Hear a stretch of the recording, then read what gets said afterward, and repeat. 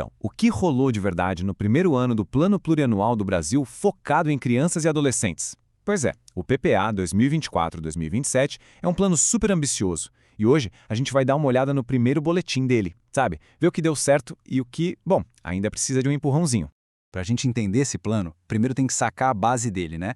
Tudo se sustenta em 4 pilares gigantes. De um lado tem a tal da capacidade institucional, que é basicamente como o governo se organiza para tirar as ideias do papel. Aí do outro lado, vem 3 áreas que são, nossa, cruciais: educação, saúde e, claro, proteção e direitos humanos. É tipo o grande plano de jogo para garantir que a nova geração de todo o Brasil fique bem. Ok, a gente sabe, no papel o plano parece incrível, super robusto. Mas a pergunta de $1 milhão, a que guia toda essa nossa análise é: e na prática? Depois de um ano rodando, o que mudou de verdade? Qual foi o impacto real na vida de milhões de crianças e adolescentes por aí? É isso que a gente vai descobrir agora. Então, o nosso roteiro aqui é simples. Primeiro, a gente entende o plano, depois comemora o que deu certo, aí olha de frente para os desafios, enxerga as oportunidades e, no final, projeta o que vem pela frente. Bora lá? Bom, vamos começar do começo, né? O plano em si. Afinal de contas, o que é esse tal de PPA e por que ele é tão importante assim? Olha, dá para pensar no PPA como se fosse o GPS do governo federal para os próximos 4 anos. Ele não é só uma lista de boas intenções, não. Ele define metas bem concretas, mostra o passo a passo com as iniciativas e, o mais importante, diz onde o dinheiro vai ser investido. É o documento que aponta: ei, o dinheiro público vai para cá para a gente conseguir chegar nesses objetivos. Agora sim chegamos na parte boa. Vamos falar dos destaques de 2024. Aquelas áreas que, olha, mandaram muito bem e superaram as expectativas.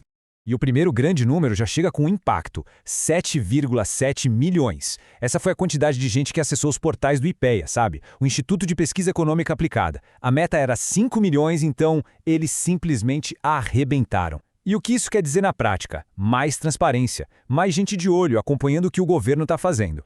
Agora, se prepara para este número: mais de 712 milhões de reais.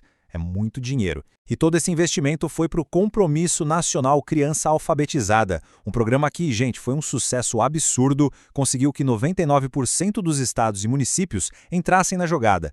Com essa grana deu para formar 220 mil professores. Pensa no impulso gigantesco que isso dá para a alfabetização na idade certa.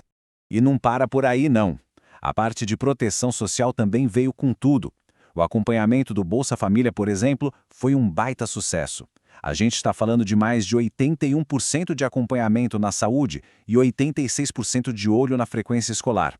Isso é fundamental porque garante que o benefício não seja só o dinheiro, mas que ele esteja amarrado ao acesso a serviços que são essenciais.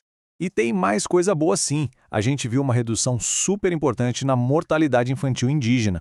Outro ponto, a meta de consulta de dentista para gestantes indígenas foi, assim, batida com folga. Pulou de 8% para quase 52%. É uma diferença enorme. E ainda teve a aprovação da Política Nacional de Cuidados, que é um marco, e as caravanas pelos direitos das crianças, que rodaram mais do que o previsto, levando informação Brasil afora. Mas, claro, uma análise séria tem que olhar os dois lados da moeda, né? Nem tudo são flores. Então agora a gente vai focar nos pontos que precisam de atenção, naqueles lugares onde a coisa não andou como deveria. E aqui, os números mostram bem onde o plano patinou. A construção de novas creches pelo novo PAC ficou muito abaixo do que era esperado. A criação de comitês para a participação dos adolescentes também não bateu a meta. E agora um ponto que é bem crítico: a implementação das certidões eletrônicas de nascimento e óbito ficou em 0. Isso mesmo, 0%. Tá, mas por que será que metas tão importantes como a das creches ficaram pelo caminho? A resposta vem do próprio relatório e ela é bem direta. Olha só, a insuficiência orçamentária foi o que impediu que todos os projetos que já tinham sido selecionados recebessem o dinheiro. É aquele lembrete duro, né, de que não adianta ter um plano super ambicioso se o dinheiro não chega na ponta. E não foi só a falta de grana, não. Outros desafios bem grandes apareceram. Por exemplo, o acesso a dados importantíssimos como os do Atlas da Violência foi cortado. Imagina como isso complica na hora de avaliar as coisas. Outro problema que sempre aparece: falta de gente qualificada, o que atrapalha tudo, desde a fiscalização até o suporte. E claro, num país gigante como o nosso, a logística, especialmente para chegar em territórios indígenas, continua sendo um desafio enorme. Certo. Com todos esses desafios na mesa, a pergunta é: o que está sendo feito para corrigir a rota? quais são as decisões e as oportunidades que estão surgindo. E a reação veio sim com algumas decisões bem estratégicas.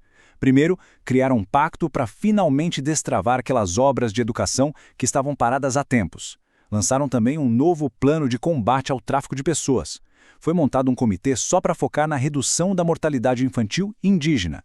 E, uma mudança importantíssima, o Fundeb, que é o principal fundo da educação, agora tem novas regras para beneficiar a educação indígena e quilombola, ou seja, ações diretas para resolver problemas diretos. E falando em oportunidades, tem uma gigante surgindo com o programa Escola em Tempo Integral. Ele já está fazendo acontecer, viu? Gerou a criação de mais de 154 mil novas vagas para crianças pequenas. E o legal é que isso vai além de só melhorar a educação. Ele se conecta direitinho com aquela nova Política Nacional de Cuidados, dando um suporte muito mais completo para as famílias. Beleza, para fechar, vamos olhar para o futuro? O que será que o segundo ano desse plano reserva para a gente? Quais são os pontos principais que todo mundo deveria ficar de olho em 2025? Pois é, a agenda de 2025 já está cheia. Logo no comecinho do ano, deve sair o Plano Nacional de Cuidados.